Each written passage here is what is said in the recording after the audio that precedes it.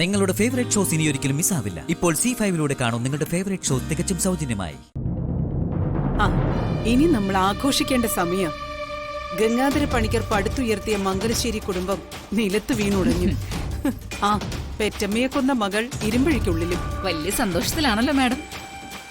എങ്ങനെ സന്തോഷിക്കാതിരിക്കും മല്ലികെ? രാവിലെ മുതലുള്ള TV ന്യൂസിൽ കവിതയുടെ അറസ്റ്റ് നിർത്താതെ സ്ക്രോൾ ചെയ്ത് പോകുന്നതല്ലേ. ഇടയ്ക്ക് വിശദമായി ന്യൂസായും വരുന്നുണ്ട്. ഇതിൽ കൂടുതൽ മംഗലശ്ശേരിക്കാർക്ക് നാണക്കേടുണ്ടാവാൻ എന്തു വേണം?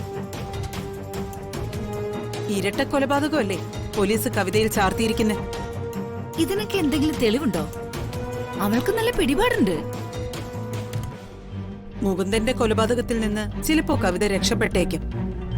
പക്ഷേ വസുമതി അമ്മയുടെ കൊലപാതകത്തിൽ നിന്ന് കവിതയ്ക്ക് രക്ഷപ്പെടാനാവില്ല. ജാക്കിയുടെ കുറ്റസമ്മതവും ഡിജിറ്റൽ തെളിവുകളും തന്നെ ധാരാളം. മോൾ ഈ സമയം ഇവിടെ ഇല്ലാതെ പോയല്ലോ. അവളൊന്ന് മാറി നിന്നപ്പോ ഉണ്ടായ സംഭവ വികാസങ്ങൾ ഇതൊക്കെ. എന്തിനും അല്പമൊന്ന് കാത്തിരിക്കണമെന്ന് പറയുന്നത് എത്ര സത്യം. ഞാൻ ഈ നാട് വിട്ടു പോയിരുന്നെങ്കിലോ. ഇനി എനിക്ക് അമ്മൂന് മംഗലശ്ശേരിയിൽ നിന്ന് ഇറക്കണം. അവൾ പടിയിറങ്ങിയാൽ നാശം പൂർണ്ണമായി. അതുകൂടി നിറവേറ്റിക്കഴിഞ്ഞാവും എന്റെ മടക്കം.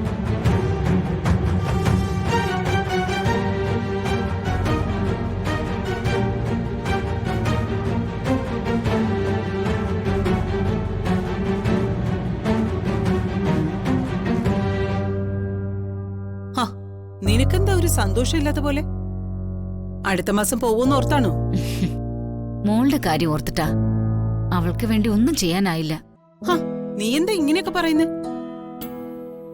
മാഡം മംഗലശ്ശേരിക്കാരുടെ നാശം കാണാൻ കൊതിക്കുന്നു. അവരുടെ ഓരോ വീഴ്ചയിലും ആഹ്ലാദം കൊള്ളുന്നു. വീണ് കിടക്കുന്ന സ്വന്തം മോളെ മാത്രം വാരിയെടുക്കാൻ അമ്മ തയ്യാറാവുന്നില്ല. അല്ലെങ്കിൽ അത് കാണുന്നില്ല.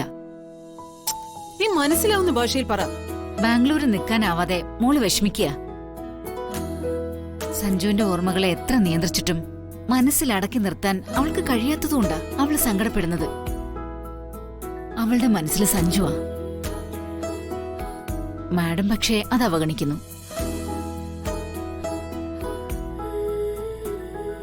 സ്വാതിയും സഞ്ജുവും ഡിവോഴ്സ് ആവുമെന്നറിഞ്ഞ് വരാൻ തുടങ്ങിയത് അവള്.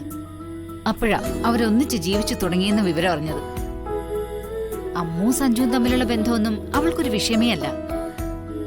മുമ്പ് മാഡം പറഞ്ഞതെന്താ? അമ്മൂന്റെ കഴുത്തിൽ താലി കിട്ടിയ വിവരം നമ്മൾ രഹസ്യമാക്കി വെക്കണമെന്ന്. ആ വിവരം പുറത്തു പോയാ സഞ്ജുവിന്റെ അമ്മ അമ്മുവിനെ മരുമോളായി സ്വീകരിക്കുമെന്ന്. മാഡം പറഞ്ഞൊന്നും സംഭവിച്ചില്ലല്ലോ.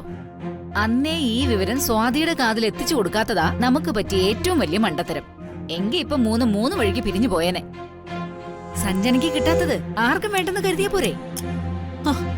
നീ ഇപ്പോഴും അവൾക്ക് വേണ്ടി അവന് മനസ്സിൽ കണ്ട് സംസാരിക്കുകയാണോ?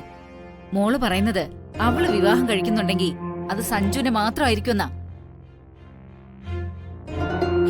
മംഗലശ്ശേരി തകർക്കാൻ നടക്കുന്ന മാഡം അവരെ രണ്ടു വഴിക്കാക്കി കാണിച്ചു തരാനാ അവള് പറയുന്നത്. എങ്കിൽ അവള് തിരിച്ചു വരാൻ നിന്നോട് സമ്മതിച്ചു.